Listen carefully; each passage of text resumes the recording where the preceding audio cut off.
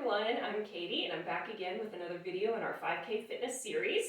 So the last couple weeks we focused a lot on the legs. Today we're going to move up into the hips, which of course all of these muscles attach into one another, so they're not mutually exclusive, but we're really going to focus on especially the outside of the hips today. So really important muscles when we're running, because all of these good muscles and connective tissue help support the knee.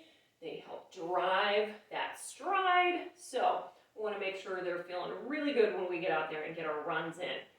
So we're going to do a little bit of foam rolling today. We're just going to blow through really quickly a couple of key muscles. We're also going to do some more mobility movements, which are just body weight, and then we'll throw in some band work at the end for strength.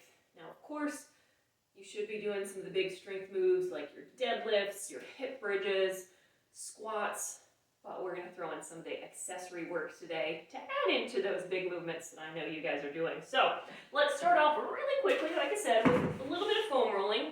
A lot of the same kind of tips as what we've been doing these last few weeks. So we really are going to focus on these glutes today, the big muscles surrounding that hip joint.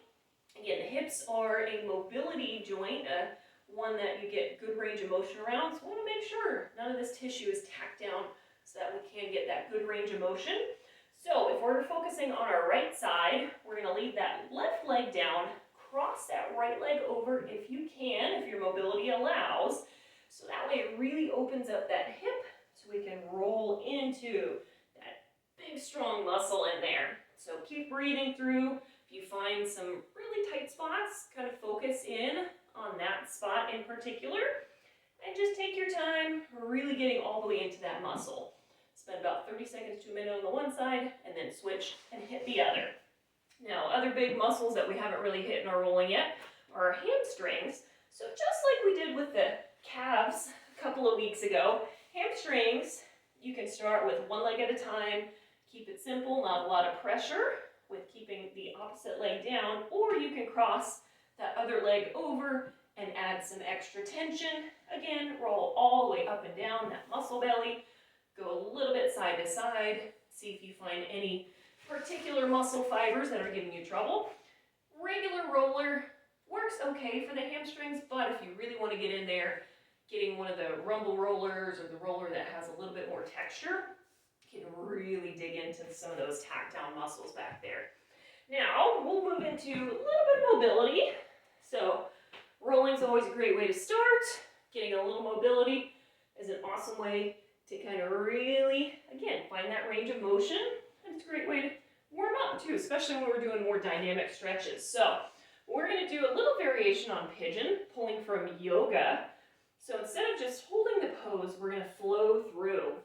So I love doing this one myself, do it a lot in my classes, where we're going to push back again into that nice downward dog position, and then pulling that knee through, finding space in the back side of that hip and the outside of the leg, finding pigeon pose. Now, I don't do yoga enough, so my pigeon is not as beautiful as some pigeons, but this is the pigeon I have, so I'm going to work with it.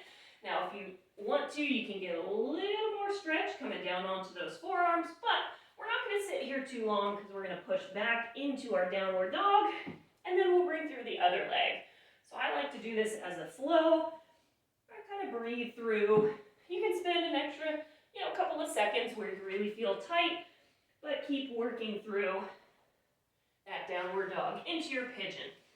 It's a great way to get the hamstrings as well as the outside of those hips.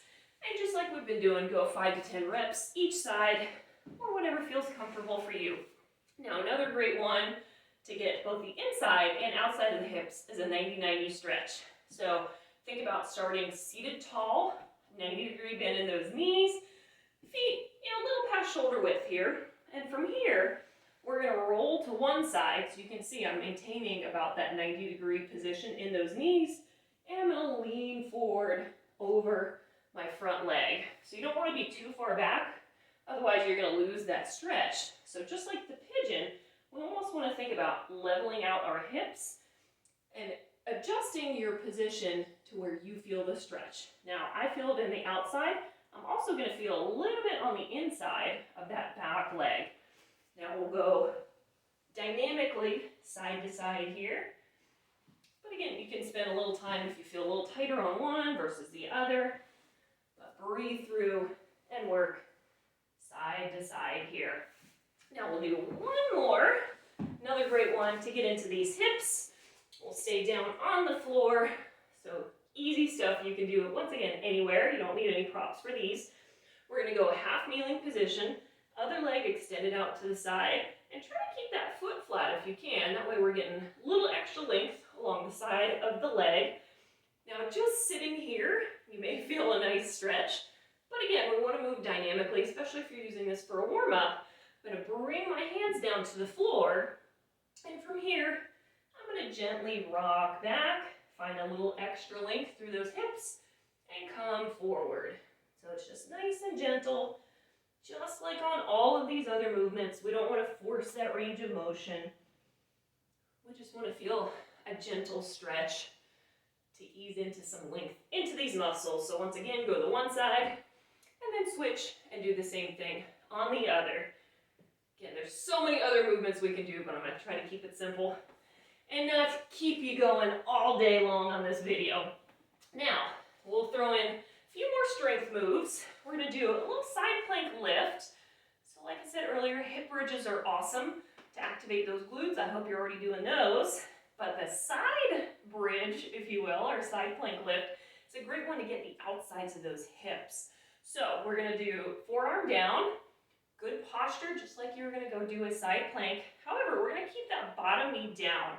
I like keeping the bottom knee down on this one. You can extend the legs all the way out, but I feel like you feel a little more into those hip muscles by keeping that knee down. So from here, we're going to get set, and then we're going to lift. So we'll drop all the way down, lift that hip, try to bring that top leg up as well, because then you're going to work the top hip as well as that bottom hip. So just that nice gentle up and down, controlling the movement. Do 5 to 10 on one, and then go to the other side to make sure we're balanced out. The great part about that movement is you get core as well as those hips. Now we're going to stay down here for another classic move. You've probably seen these before if you aren't a runner, but it's one we sometimes forget about. We think it's really basic, so we don't always do it a lot, but it's a great one I bring back in from time to time just to make sure my hips are on point. A clamshell. So in this one we'll use our loop band. You want to bring it just above the knee. Again, we want to have that good kind of posture just because we're focused on the hips. Still think about keeping good strong upper body. Feet are going to stay together, knees are bent at a 90-degree angle. And from here, we're just going to open up the knee, just like we're opening up a clamshell, right? Squeeze into the outside of that hip, and nice and easy, go for reps here. Now, if you want a bonus, when you get to that 10th one or whatever the last rep you're going to do, hold for 10 seconds at that top point. That'll really fire up those legs and get them nice and warm. Again, it's a great one just for basic strength, but it's also a really good warm-up to activate those hips before you get out for your training. Now, lastly, show you a couple of standing movements. Again, if you have these bands, you've probably done these before, but I'm going to give you a few key tips just to make sure we're doing them correctly. But a band walk is another great one to really get these supportive muscles. So we want to keep tension in the band all the way. A lot of times I see people doing these and they start losing tension by bringing their feet all the way together. We want to keep that tension all the way. So you're never going to go more narrow than about shoulder width there or about hips width as we're doing our walks. So you can walk, full length, or if you only have a little bit of space, you can just go side to side or a little two-step. The other thing is we want to keep feet at the very least forward. We don't want to rotate out because then you're going to lose that tension in those hips, or even some people like to do these with knees or toes just slightly in to really fire up those legs. So err on the side of caution and really try to make sure we're going hip forward there. So again, we can just stick with a basic side to side. You can also go forward walks or back walks, and you can do a whole series adding these together.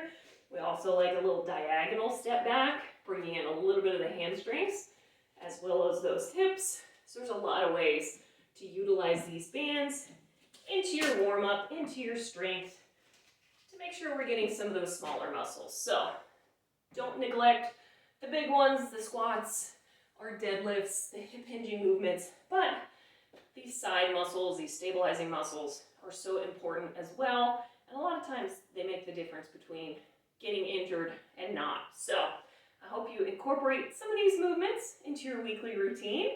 Thank you once again for joining me, and I'll see you next week for one more video. Thank you.